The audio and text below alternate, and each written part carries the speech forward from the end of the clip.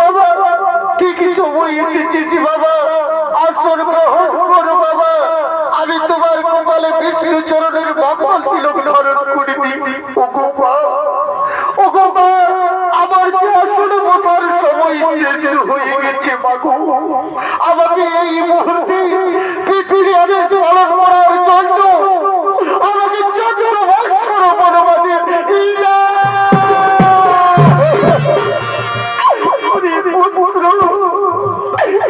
কথা বলছি বাবা, আমি প্রেমন করে বিশ্বাস করবো বাবা, বলতে পারিনি বাবা, আমি কি তোর গর্ব পারিনি মা হয়ে আমি পুত্রকে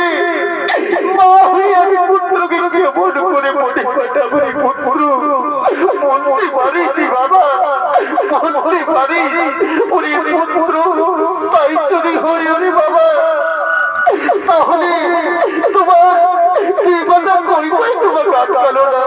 ও গো মা, এইটা কই মাতার আদেশ মাগো। যখন দেবাসুর সংগ্রামে মহারাজ ক্ষত বিক্ষত হয়ে এসেছিল, তখন মাতা সেবা শুশ্রূষা করে 2খানা বোর পেয়েছিল মা। সেই 2খানা বোর আজকে চেয়ে নিয়েছে মা। এক করে তার ছেলে ভরতের রাজ্য অভিষেক, দ্বিতীয় করে রাজযোগে 14 বছর বলে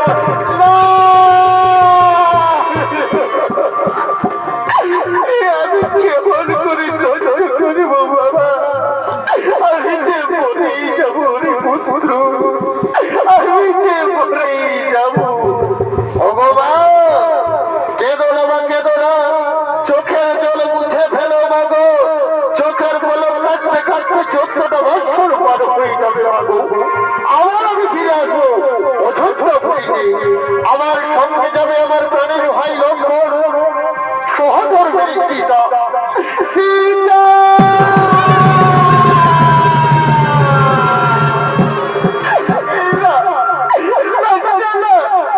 তুমি অন্তত আমাকে ছেড়ে যেও না সীতা, তুমি যদি আমাকে ছেড়ে যেও, এই অযোধ্যা পুরী, এই অযোধ্যা জগৎ মহাশ্মশানে পরিণত হবে, এই মহাশ্মশানে পরিণত। ওগো মা, আমি তো আপনার কাছে আমি আশীর্বাদ নিতে এসেছি মা। আমাদেরকে বিদায় দাও মা, আমাদেরকে বিদায় দাও। তুমি আমাকে ছেড়ে দিও না সীতা, তুমি আমাকে ছেড়ে দিও না। তুমি যদি আমাকে ছেড়ে দিও, এই অযোধ্যা পুরী, এই অযোধ্যা নগর মহাশ্মশানে পরিণত।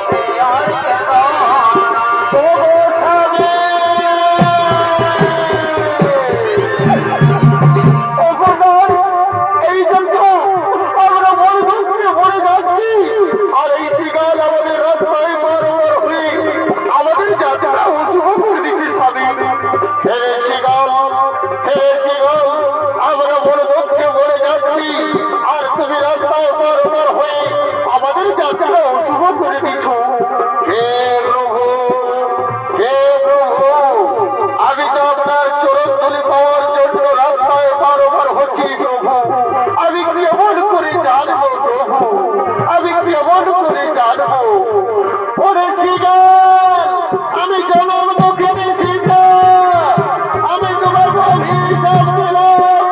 আগত কালে, আগত যুগে তুমি মহাকাল রূপে জন্ম নিবে।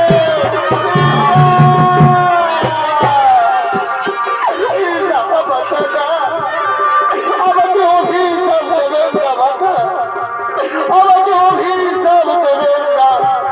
হে প্রভু, আমি তো অভিব্যক্তির জানি প্রভু, তাও বলছি প্রভু আমার পূর্বজন্মের কথা। সত্য যুগে ছিলাম আমি সুরত রাজা, ঋষি বিশ্বামিত্রকে শিকাল ডাক দিয়ে তার তপস্যা ভঙ্গ করার চেষ্টা করেছিলাম বলে ঋষি ক্রুদ্ধ হয়ে আমাকে অভিশাপ দেয়। তার কারণে আজকে আমি কাজকে শিকারূপে জন্ম দিয়েছি প্রভু। আমাকে মুক্তির উপায় বলে দিন প্রভু, আমাকে মুক্তির উপায় বলে দিন। তুমি তো আমার পরম ভক্ত। ওরে শিকাল, যাও তুমি অবসরের অনুসরণে বৃন্দাবন বর্ষাস্বরূপে জন্ম নেবে। যখন আমি ওই বৃন্দাবনে রাখালিয়াদের সাথে লীলা খেলা করবো, সেই দিন তুমি আমার হাতেই মুক্তি পাবে, আমার হাতেই মুক্তি পাবে।